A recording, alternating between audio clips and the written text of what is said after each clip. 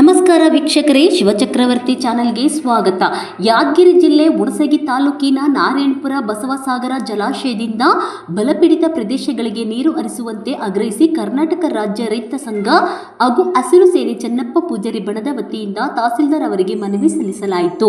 ತಾಲೂಕು ಅಧ್ಯಕ್ಷ ಬಸವರಾಜ್ ಜಡಜಲ್ಲಿ ನೇತೃತ್ವದಲ್ಲಿ ನಡೆದ ಮನವಿ ವೇಳೆ ಮುಂಗಾರು ಮಳೆ ಕೊರತೆಯಿಂದ ಸಜ್ಜಿ, ಸೂರ್ಯಕಾಂತಿ, ಹತ್ತಿ ಹಾಗೂ ತೊಗರಿ ಬೆಳೆಗಳು ಒಣಗುವ ಸ್ಥಿತಿಗೆ ತಲುಪಿವೆ ಎಂದು ರೈತರು ಆತಂಕ ವ್ಯಕ್ತಪಡಿಸಿದರು. ಜಾನುವಾರು ಹಾಗೂ ಪ್ರಾಣಿ ಪಕ್ಷಿಗಳಿಗೆ ಕುಡಿಯುವ ನೀರಿಗಾಗಿ ಹಳ್ಳಕೆರೆಗಳಿಗೆ ನೀರು ಹರಿಸುವುದನ್ನು, ಸುಟ್ಟು ಹೋದ ವಿದ್ಯುತ್ ಟ್ರಾನ್ಸ್ಫಾರ್ಮರ್ಗಳನ್ನು ತಕ್ಷಣ ಬದಲಾಯಿಸುವಂತೆ ಒತ್ತಾಯಿಸಿದರು.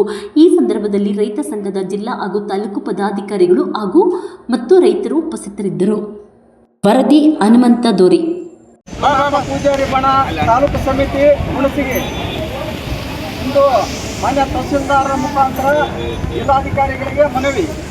ನಾರಾಯಣಪುರ ಬಸವಸಾಗರ ಜಲಾಶಯದಿಂದ ಹುಣಸಗಿ ತಾಲೂಕಿನ ಹಳ್ಳ ಕೆರೆಗಳಿಗೆ ನೀರು ತುಂಬಿಸುವ ಕುರಿತು ಹಾಗೂ ಹುಣಸಗಿ ತಾಲೂಕಿನ ಎಲ್ಲ ರೈತರ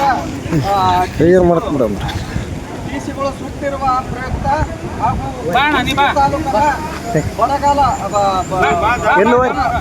ತತ್ತರಿಸಿದ್ದ ಕೆಲಸವಿಲ್ಲದೆ ಇಲ್ಲಿಯ ಜನರು ಮೂಳೆ ಹೋಗುವುದನ್ನು ಪ್ರಾರಂಭಿಸಿದ್ದು, ಅದಕ್ಕಾಗಿ ಉದ್ಯೋಗ ಮಂತ್ರಿ ಜಿ ರಾಮ್ಜಿ ಯೋಜನೆಯನ್ನು ಎಲ್ಲ ಗ್ರಾಮಗಳಲ್ಲಿ ಸಮರ್ಪಕವಾಗಿ ಕೆಲಸ ಒದಗಿಸಲು ಎಲ್ಲ ಗ್ರಾಮ ಪಂಚಾಯತ್ ಅಧಿಕಾರಿಗಳು ಹಾಗೂ ಇಒ ಸರ್ ಅವರಿಗೆ ಸೂಚಿಸಬೇಕೆಂದು ಮನವಿ.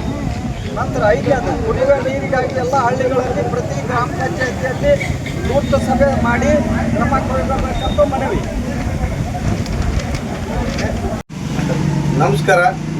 ಕರ್ನಾಟಕ ರಾಜ್ಯ ರೈತ ಸಂಘ ಹಾಗೂ ಹಸಿರು ಸೇನಾ ಇಂದಿನ ದಿನ ತಹಸೀಲ್ದಾರ್ಗೆ ನಾವು ಮತ್ತು ಮನವಿ ಪತ್ರ ಕೊಟ್ಟಿದ್ದೇವೆ. ಮನವಿ ಪತ್ರ ಯಾವುದ್ರ ಸಲುವಾಗಿ ಅಂತಂದ್ರೆ ದನ ಮತ್ತು ಜಾನುವಾರುಗಳು, ಪ್ರಾಣಿ ಪಕ್ಷಿಗಳು ನೀರಿನ ಇದ್ರ ಸಲುವಾಗಿ ತೊಂದರೆಗೆ ಈಡಾಗ್ಯಾವ. ಎಲ್ಲ ಕಾಲುವೆಗಳಲ್ಲಿ ನೀರಿಲ್ಲ, ಬಾವಿಗಳಲ್ಲಿ ನೀರಿಲ್ಲ, ಕೆರೆಗಳಲ್ಲಿ ನೀರಿಲ್ಲ, ಯಾವ ಹಳ್ಳಿಗಳಲ್ಲಿ ಸುತ್ತ ಹೋದರೂ ನೀರೇ ಇಲ್ಲ.